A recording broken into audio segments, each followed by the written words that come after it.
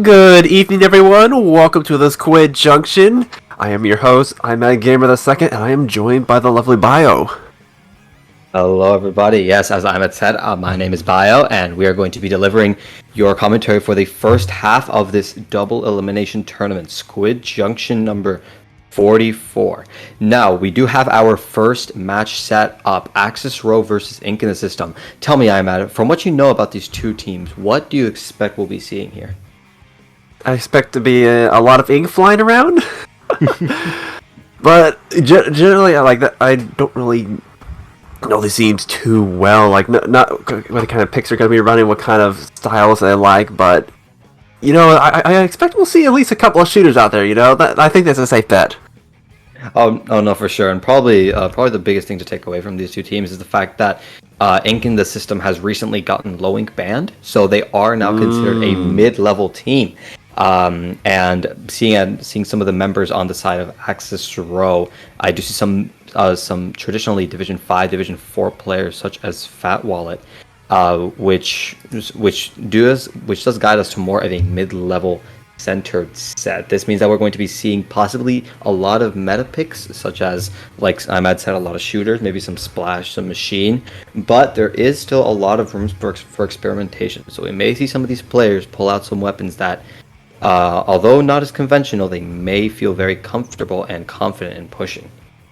Absolutely. In fact, I would say on Zone's Manta for our first match, the ballpoint's been seeing a rise lately. That's been a pretty common pick, but I think any splatling would do well here. So either the heavy or the ballpoint would be a reasonable pick if they decide to run such a backline.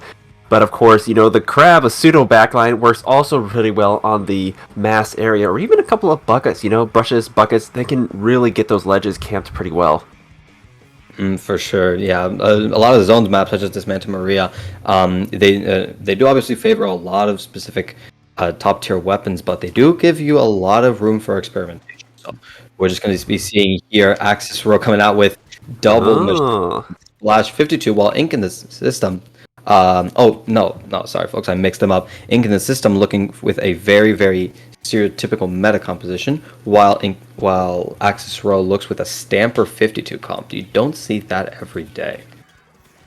Oh, that is quite interesting. Like, you see the T-Tech there, the Ink Strike's going to be fantastic on especially since it says double zones, but just Ink Strikes do a good job of just pressuring those high ground, because there's basically all verticality. There's no, like, the Booyah Bomb is limited where it's hit, but now we see Ink in the System really putting in the pressure and taking out the first zone pick, but they are going to lose to those strikes, as I was just talking about there.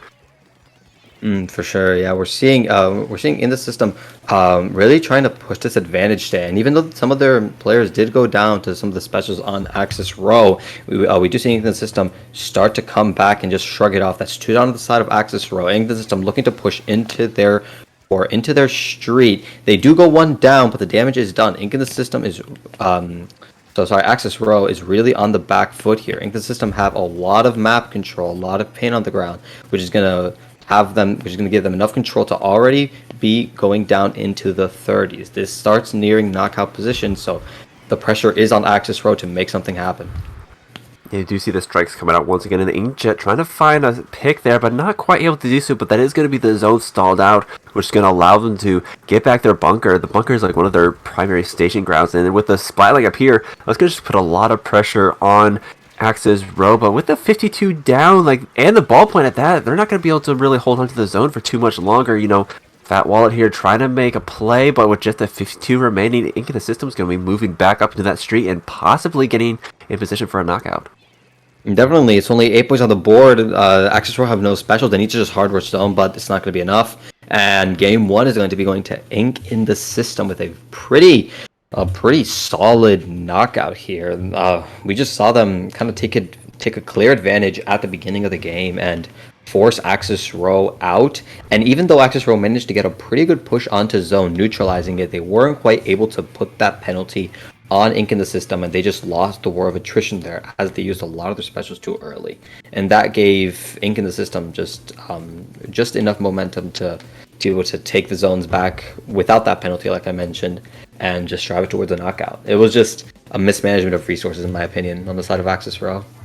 Indeed, and we did see that machine there up in their bunker, just putting a lot of pressure through their streets, so they are kind of forced to go that right side, and we saw the inkjet get popped over there, the strike get popped, so and with all the resources getting thrown out from that right side, they can focus a lot of attention on their own zone, but not a whole lot of it got over to the left zone, so Ink in the system, all they had to do was back up a little bit when the specials rolled out, stay alive, and then once they ran out, they just pushed forward again and got the picks they needed. For sure. But regardless, we are now seeing here with AXI ROE being 1 point down, they are going to need to make something happen here on Hagglefish Market Tower Control, our Game 2 map. Now, this is definitely a very popular map pick, especially this map and mode, as it allows for a lot of different strategies. So, based on what we've seen from these two teams, Ahmad, do you think we're going to be seeing a lot of changes in these teams' compositions? Honestly, I would not expect so. Like, both of these comps can run pretty well for this map mode. You know, we have the double slosher on the one hand, the Booyah Bomb, exceedingly strong on tower for both the offense and the defense, but just the sloshing machines themselves can really put on a lot of pressure on once they get past that first checkpoint on those ledges, because that's where the main defense is going to set up, especially going up against that ballpoint. And then on the other side, you know, we got the ink strikes again, and then the inkjet can really get some good positions between the tent and the structures in the middle. For sure. Yeah, and it's like, yeah, a ballpoint with the inkjet is really beneficial on this map. It has a lot of angles that it can move with that inkjet, like you said, and that makes it really, really deadly for setting up not only pushes but also picks for the rest of its team. And no, yeah, AXI ROE did look to go with a pretty interesting composition with the Stamper, but seeing as how it didn't work, I think they're gonna probably move to a more stereotypical meta composition. Maybe move that Stamper player onto something like a Splash or another shooter, just to have their comp be a little bit more well-rounded and not run the risk of struggling a little bit like we saw the Stamper on Manta Maria. So yeah, this map is definitely going to be a bit of a weird one for both teams, but I think we'll be seeing some comp changes on AXI ROE, not so much on Ink in the system, since not only did they do really well with their double machine on Manta Maria, but also double machine is also favored on this map. And on top of that, you know, like they ran double machine quite effectively for a zones map, even more so going into this tower control. You know, they can do a lot of chip damage, just a lot of pressure indeed, and it looks like they are going to stick with the double machine, but bringing out the Tetra Julies on top of that. That is definitely going to be giving the comp some much needed speed, especially with such an aggressive mode such as tower control. That speed and that pace of play that the Tetra brings to the table is going to be really useful. Price strike coming out from Ink in the system to open up some space, but there's no one on the flanks. They aren't quite able to capitalize off of those tri-strikes a lot. There is one, the Tetra, going really deep, but not quite able to find some picks. They do go down, and with no specials online, Ink system is going to have to back up as AXI ROE use 3 specials. I'm not sure if I like that, and they go 2 down. They just use a lot of specials for no tick, so I'm not sure if that was the correct play from AXI ROE. Yeah, they burnt a lot of their resources, but didn't really get any much value out of it. You know, we saw Ink the system splash backing up, so they'll be prepared to use the strikes, but they really didn't need it. We saw the 2 go down on the right side, and now Ink the system's going to capitalize on that 2 down and move on to their own push, getting that first checkpoint. For sure, yeah, and we're actually seeing the start of this feed stagger loop. AXI ROE are struggling to regroup. They always seem to have one person down, and they can't quite approach tower as a coordinated squad. But regardless, we do see AXI ROE start to push the system back with some specials, most notably that killer whale from the 52. Inkjet comes out from the ballpoint. Tri-strike comes out. Again, they're using a lot of their specials really in quick succession. I'm not sure if I like that. A better idea would be to stagger them. Push up with one, then push up with the other, but not using them so quickly. This is gonna leave them in a very vulnerable position where they don't have the resources to make a good retake, and we're seeing Ink in the system do a really good job of taking advantage of that flaw. Yeah, again, they burnt all the resources just all at once, and then they lost most of their team in the process as well, so now we see the Tetra's going in, doing some Tetra things, but then the Booyah Bomb is just going to really stall them out, and oh man, this machine is really pushed up now, and I think that's going to be checkpoint number 2 for Ink in the system, and with the Ink strikes coming out, they're going to be able to really get this push going, and they're not slowing down.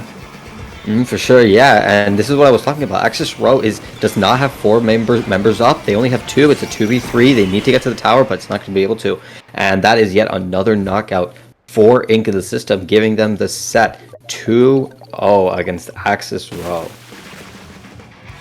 Yeah, that was extremely well executed by Ink in the system, and like again, they were able to play their cards right. They saw AXI ROE just throw all their specials, and they backed up when they needed to be able to stay alive, and then they were able to move back in and capitalize with an AXI ROE were without any specials and get the picks they needed. So they, even though they kind of let them get that first checkpoint in the beginning, they came back and were able to get the rest of their own and just get the KO in a pretty continuous push, I'd say. For sure, yeah, and especially, actually, the main thing that we saw, like we mentioned at the beginning of the second match, that Tetra coming out, although not all of its engagements were successful, a lot of times it went down without getting any picks. It did, like I mentioned at the very beginning, it gave the team a lot of aggression that was really helpful for them on tower control, and it really allowed them to spearhead the tower all the way through the checkpoints. And that's honestly one of the big things that allowed them to go for such a quick knockout. Yeah, absolutely. You know, the Tetras going in and just kind of, I reckon they'll have it keeping them on their toes and just allow the machines to go in and take up a midline position to follow up. And then, of course, the splash just on top of everything just really push them back with their strikes, being able to ride that tower. So I think overall, just really well executed. I think this is a best of 2, isn't it? Best of 3. Best of 3, that's right. So Yes. that's going to be the set for Ink in the system, and possibly a short break coming up? Yes, a short break. We will be right back with our round 2 for the evening. But again, congratulations to Ink in the system. We will be right back, folks, with your round 2. Stay tuned.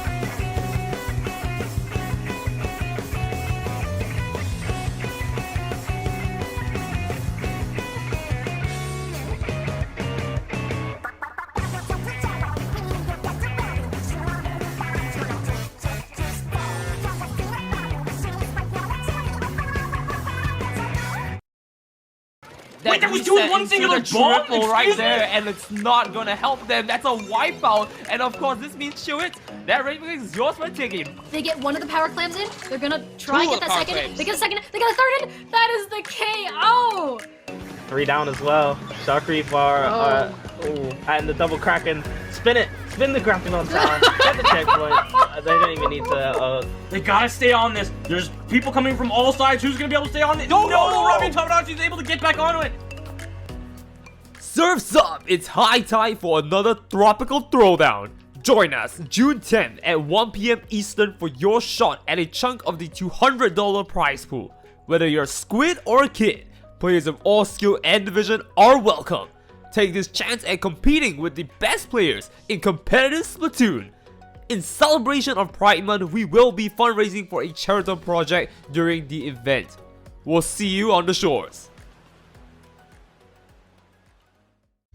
Splatoon Stronghold, a stronghold for competitive Splatoon, providing resources to long-timers and newcomers alike. If you're new to the competitive scene or still figuring out how to join, we have a getting started guide and plenty of other resources to help you in your journey. If you are a seasoned veteran, we still have plenty to offer. You can find and join tournaments as well as participate in our Captain Forum and find free agents and teams. Our mission is to make competitive Splatoon easily accessible to everyone. So what are you waiting for? Join the Splatoon Stronghold today!